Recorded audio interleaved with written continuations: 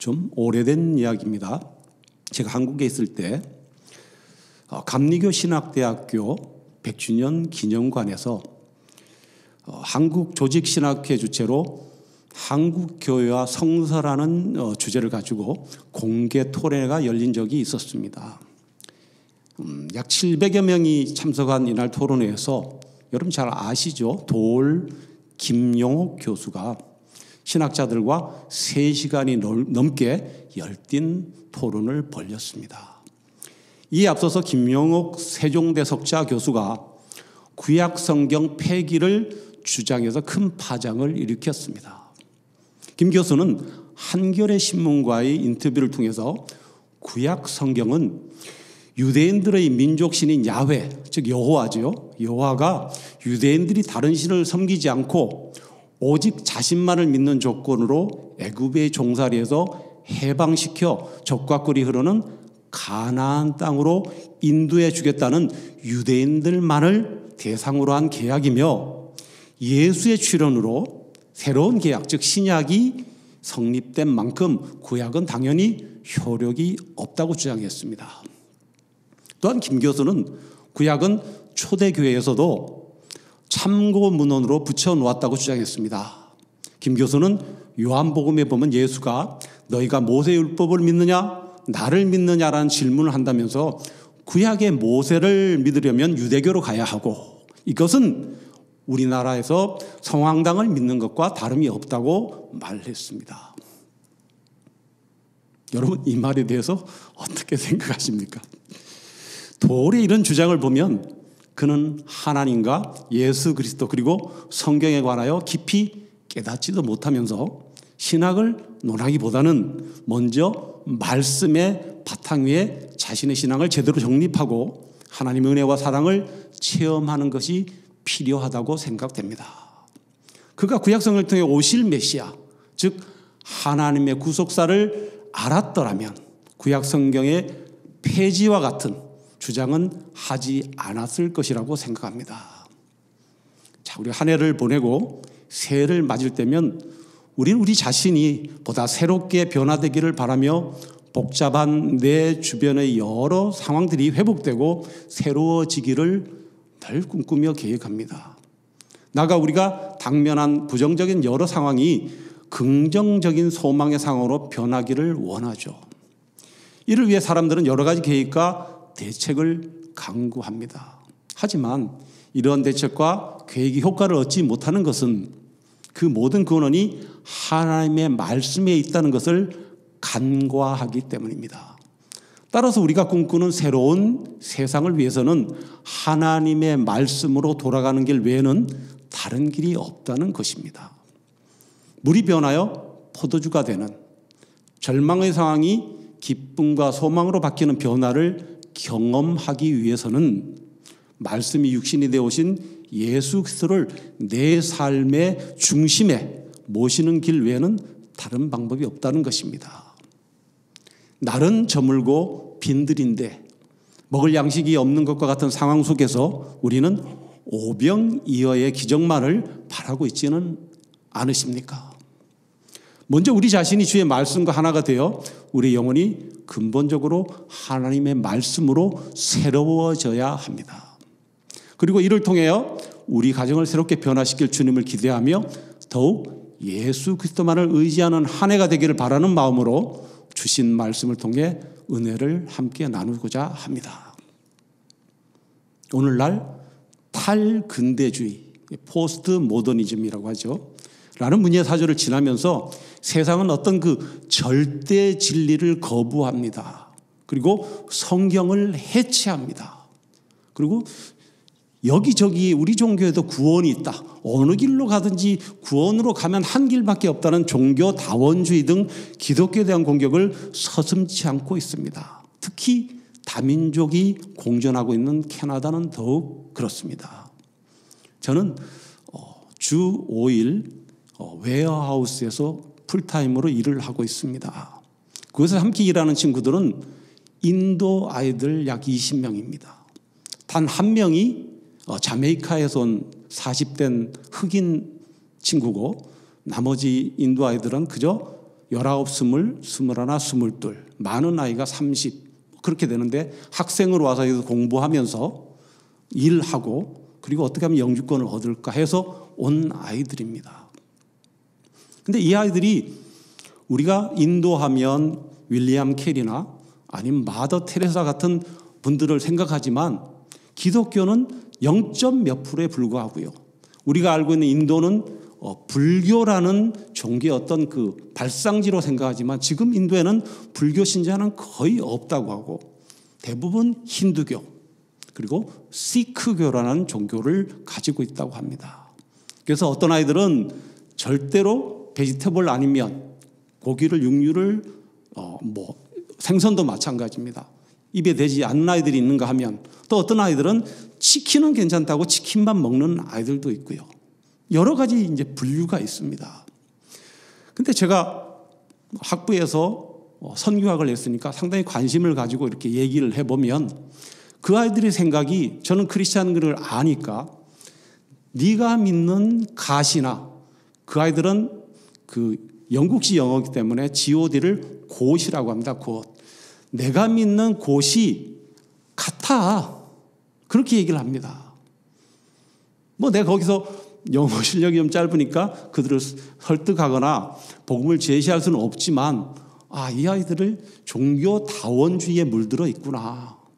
이 많은 인도에서는 아이들이 많은데 브램톤의 거의 한 90% 정도가 인도 아이들인데 이 아이들을 하나님이 어떻게 구원시키실 건가?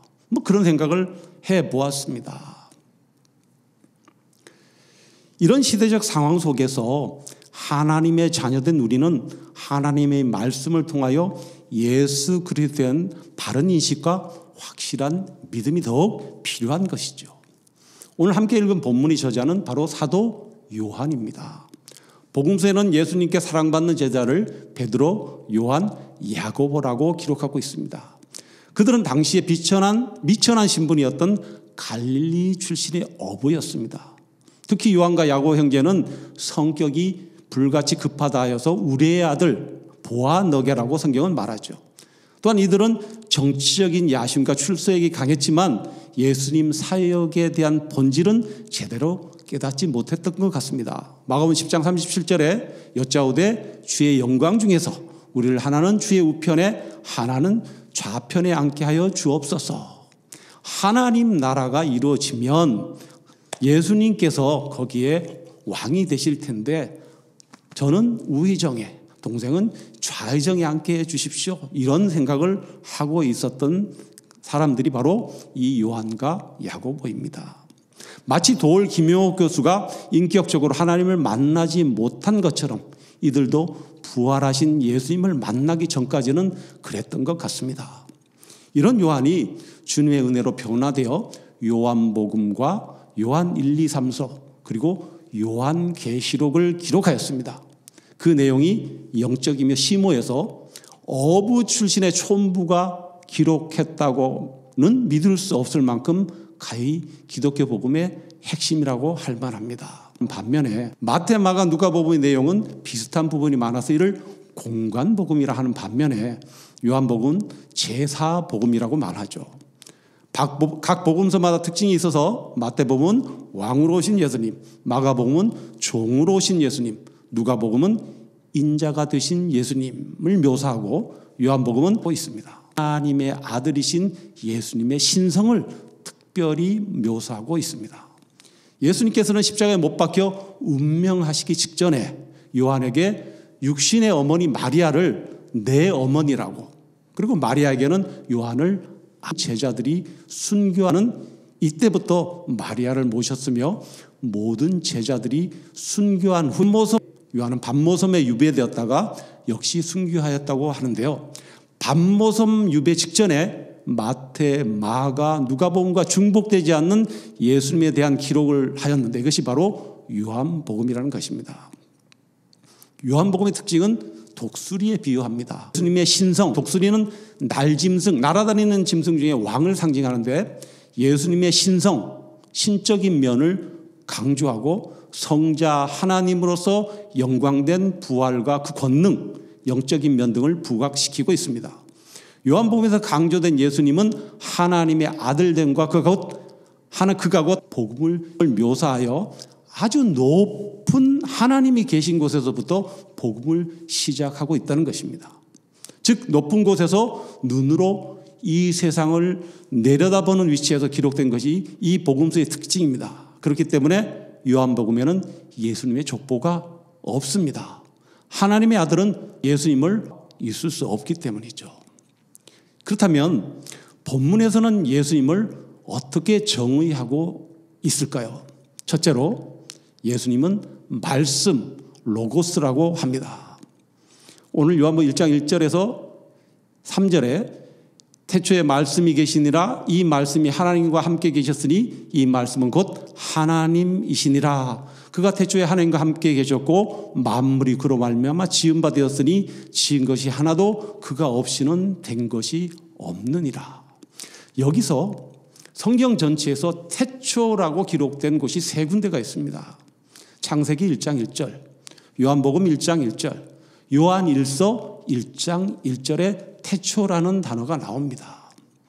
창세기 1장 1절의 태초는 히브리어로 레시트입니다. 그리고 그것은 시작을 뜻합니다. 요한복음 1장 1절과 요한일서 1장 1절의 태초는 헬라어로 알케입니다. 이것은 기원이라는 뜻을 갖습니다. 기원. 같은 뜻이죠. 특별히 요한일서 1장 1절에는 태초부터 있는 생명의 말씀에 관하여는 이렇게 시작하고 있죠. 이것은 요한복음과 창세기와 요한복음과 요한일서에서 태초를 강조하는 것, 시작을 강조하는 것, 어떤 기원을 강조하는 것은 시작과 끝을 말씀하고 있는 종교는 기독교밖에 없다는 것이고요. 또한 세상의 시작과 끝을 주관하는 분이 있는데 그분이 바로 예수 그리스도라는 것을 말하고 있는 것입니다. 그래서 계시록 22장 13절에 예수님께서 나는 알파와 오메가요, 처음과 마지막이요, 시작과 마침이라 라고 말씀하고 있는데 어느 종교에도 우리가 이 세상의 시작이라고 얘기하는 종교가 없는 것이죠. 말씀을 뜻하는 헬라어 로고스는 그리스 철학에서 판단을 이끌어내는 기준, 세상의 법칙을 말하는 개념 용어입니다. 성경에서는 하나님의 말씀, 특히 요한복음에서는 예수님을 로고스라고 말하고 있습니다. 즉 사도 요한은 예수 그리스도를 우주의 근원, 즉 법칙이 되는 말씀이라고 말하고 있는 것이죠. 요한복음의 이러한 기독론은 예수님을 하나님의 아들로 이해한 기존 공관복음서와 차별화되었다고 할 수 있는 것이죠. 즉 말씀을 예수 그리스도와 동일시하면서 그 말씀이신 예수 그리스도가 처음부터 계셨다. 그걸 이제 신학적 용어로 선제성이에요. 선제. 먼저 선자에 있을 제자. 하나님과 함께 처음부터 태초부터 계셨다는 것. 그리고 삼위일체라는 고백으로 성부와 성자가 태초에 함께 계셨음을 뜻하는 말씀의 인격성. 이 말씀이 하나님과 함께 계셨으니 이 말씀은 곧 하나님이시니라. 성부 하나님과 함께 계셨다는 것. 아울러 말씀이 하나님이 계시한 대로 인간의 몸을 입고 성육신하셨다는 것. 즉 말씀이 육신이 되어 우리 가운데 거하심에 요한복음 1장 14절에 등을 말하고 있는 것입니다. 좀 어려운 부분입니다. 요한복음이. 우리는 구약 성경에서 천지창조, 선지자의 활동 그리고 역사를 통하여 일하시는 하나님의 말씀을 읽을 수가 있습니다. 그러나 신약 성경에서는 말씀이 육신이 되어 우리 가운데 거하심에라고 요한복음 1장 14절에 말하고 있습니다. 하나님의 뜻을 계시하시고 구속의 역사를 행하시는 하나님의 아들, 즉 하나님의 그 말씀 되시는 성자 하나님이 인간의 몸으로 성육신하여서 사람 사이에 거하신다라는 의미입니다. 다시 말해서 요한은 본절에서 이 말씀 되시는 로고스의 영원성, 로고스의 인격성, 로고스의 신성을 부각시키므로 로고스가 바로 계시의 완성자인 그리스도임을 설명하고 있습니다. 자, 그렇다면 우리가 적용해야 할 것은 무엇일까요? 주님이 말씀 로고스이고 우주의 근원 법칙이라면 우리가 그 말씀을 바로 알아야 하고 깨달아야 하는 것이죠. 즉 구약에 오실 예수님을 신약은 오신 예수님과 다시 오실 예수님을 기록하고 있다는 사실을 성경을 통하여 확실히 알아야 하는 것입니다. 그렇지 않으면 구약 폐기와 같은 주장에 대하여 구약이 왜 성경에 있어야만 하는지에 대한 타당한 주장을 우리는 할 수 없게 되는 것입니다. 히브리서 기자는 하나님의 말씀이 우리 마음속에서 우리를 이렇게 변화시킨다고 합니다. 히브리서 4장 12절에 하나님의 말씀은 살아있고 활력이 있어 자외 어떤 날선 검보다 예리하여 혼과 영과 및 관절과 골수를 찔러 쪼개기까지 하며 또 마음의 생각과 뜻을 판단하나니라고 말하고 있습니다.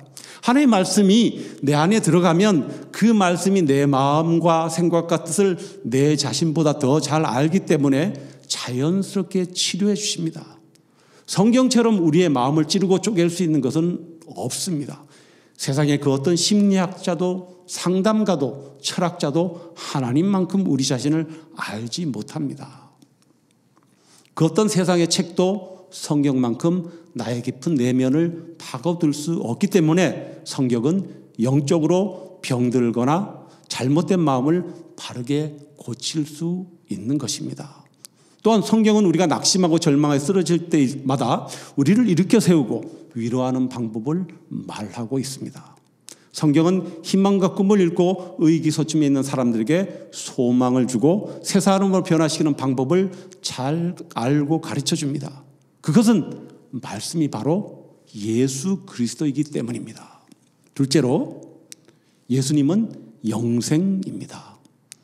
1장 4절에 그 안에 생명이 있었으니, 이 생명으로 번역된 헬라어 조에라는 단어는 아이오니오스, 헬라어의 영원한이라는 형용사와 합쳐져서 영원한 생명, 영생이라는 용어로 사용되고 있습니다. 구약 성경에서 하나님은 생명을 죽이기도 하시고 살리기도 하시는 생명의 주인으로 나타났습니다. 이러한 구약 성경의 생명관이 반영된 것이 바로 오늘 본문의 생명이라는 단어입니다. 따라서 사도 요한은 생명이 말씀이신 그리스도 안에 존재하고 있음을 말하고 있는 것이죠.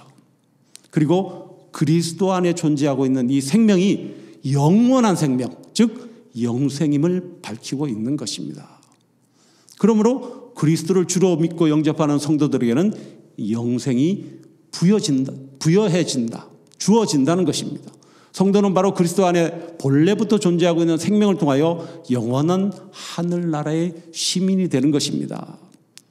그 안에 생명이 있었으니 해서 예수님 바로 그 생명의 근원이라는 말씀입니다. 그러나 우리가 꼭 기억해야 할 것은 오직 예수 그리스도를 통해야만, 예수 그리스도를 믿는 믿음으로만 이 영생의 길에 들어갈 수 있다는 것입니다. 요한복음 14장 6절에 내가 곧 길이요 진리요 생명이니 나로 말미암지 않고는 아버지께로 올 자가 없느니라고 말씀하셨죠. 예수님 자신이 영원한 생명 자체이시고 모든 생명의 산출자이자 주인이십니다. 요한은 요한일서 1장 1절에서 태초부터 있는 생명의 말씀에 관하여는 우리가 들은 바요 눈으로 본 바요 자세히 보고 우리의 손으로 만진 바라고 했습니다. 마치 육신의 생명인 심장을 손에 쥐듯이 생명인 예수님 그 말씀을 보았고 들었고 예수님을 손으로 만졌다는 것입니다.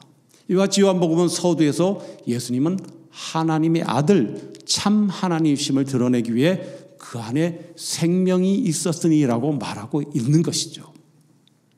마지막으로 예수님은 빛이십니다.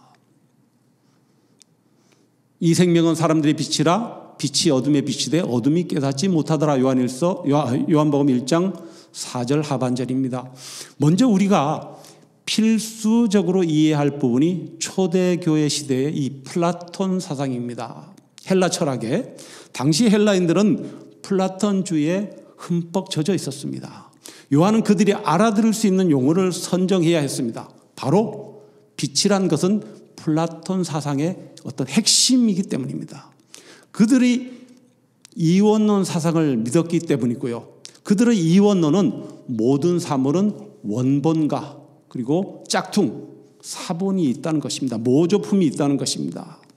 이데아라는 이 원본은 원래 보이는 것, 아는 것이라는 뜻입니다. 즉 이성으로 깨닫는 것, 알고 깨닫는 것을 뜻합니다.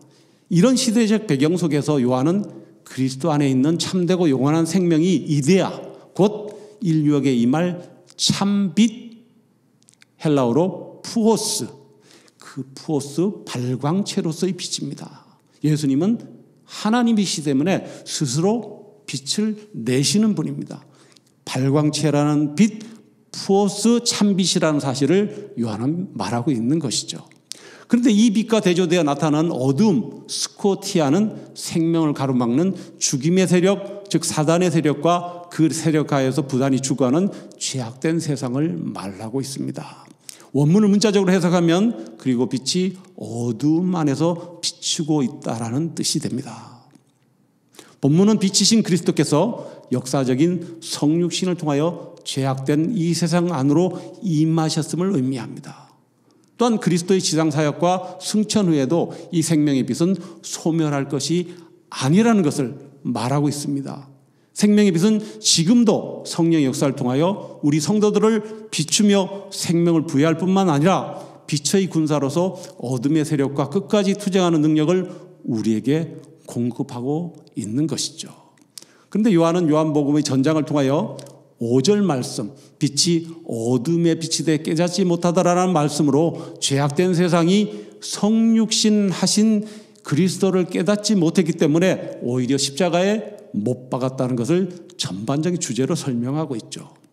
요한은 영적으로 무지하여 생명의 빛으로 오신 그리스도를 깨닫지 못한 이 세상의 실체를 준엄하게 드러내고 있습니다. 그리고 이와 같이 어둠의 세력에 휘말린 세상이 이제 재림하실 그리스도에 의해 심판을 받는 사실을 또한 성경의 마지막 부분인 요한계시록에 기록하였습니다. 예수께서는 말씀으로 영원한 생명으로 빛으로 오셨는데 과연 이를 증명할 수 있는 것이 성경에 있는 것인가? 이것이 6절부터의 말씀입니다. 구약 성경에는 이스라엘을 구원할 메시아를 보내주신다는 하나님의 여러 계시가 기록되어 있고 그 메시아에 앞서 먼저 선지자가 온다고 하였습니다.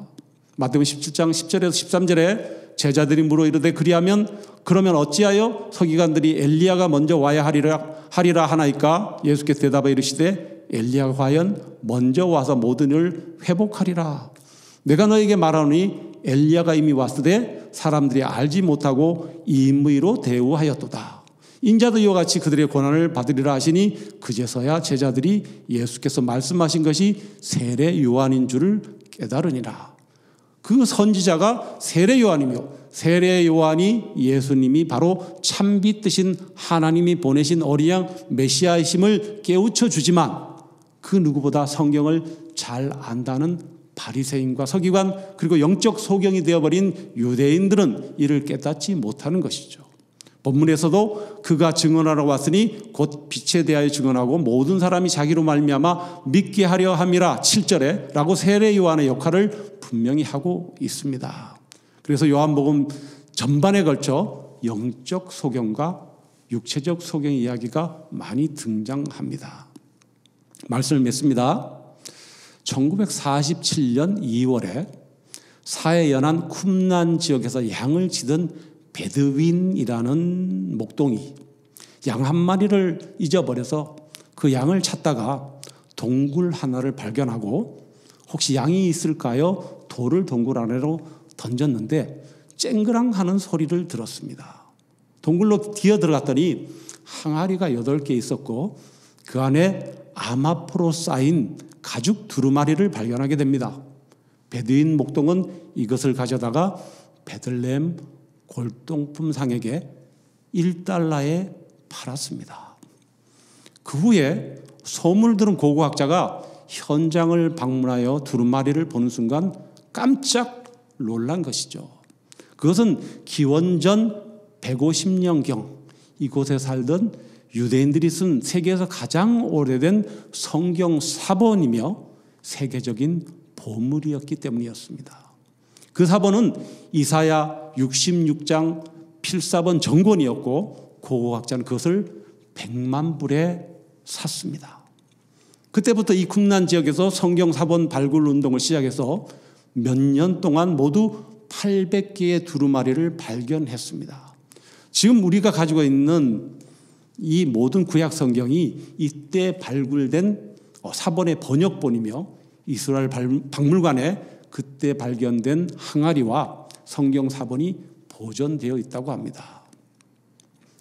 베두인 목동은 100만 불, 아니 1000만 불짜리를 단 일부를 받고 팔았습니다. 왜냐하면 그는 그 가치를 몰랐기 때문입니다. 이 쿰란의 이야기를 생각할 때마다 우리는 내게 있는 보물, 즉 성경의 가치를 나는 아는가라고 우리 자신에게 물어야 합니다. 성경이 최고의 책이고 성경 속의 주인공 예수님은 영롱한 보물이신데 우리는 그것을 알고 과연 신앙생활을 하고 있는지 우리 자신에게 물어야 한다는 것입니다. 예수 그리스도는 로고스, 말씀이십니다. 말씀을 가까이 하고 늘 묵상하며 사는 것, 주님과 동행하는 것입니다. 예수 그리스도는 영생이십니다. 그를 믿지 않고는 영원한 생명에 들어갈 수 없습니다. 오직 그분만이 통로가 되시는 겁니다. 그리고 예수 그리스도는 빛이십니다. 죄악으로 어두워진 세상에 소망을 주시는 빛이십니다. 한낱 비천한 어부였던 사도 요한이 이 말씀을 깨닫게 된 것이 참으로 놀랍지 않습니까? 그래서 요한복음 전체에 흐르는 또 하나의 주제가 바로 변화입니다. 요한복음에는 7가지의 이적이 기록되어 있습니다. 그리고 그 첫 번째 이적이 바로 가나 혼인잔치에서 물로 포도주를 만드는 것, 물이 변하여 포도주가 되는 이적입니다. 말씀이요 생명이요 빛 되신 예수 그리스도를 만나면 맹물 같은 인생이 혼인잔치에 꼭 필요한 포도주로 변화된다는 것입니다. 요한 자신도 혈기가 넘치고 성격이 불같은 보아너게 우레의 아들에서 사랑의 사도로 변할 수 있었던 것이 바로 말씀, 생명, 빛 되신 주님을 만나고 깨닫게 되었을 때 가능했던 것임을 고백하는 것이죠. 저와 여러분도 이 변화의 흐름에 동참하여서 예수 그리스도를 바로 알고 바로 믿어서 거듭나고 변화되는 은혜가 넘치시기를 간절히 소원합니다.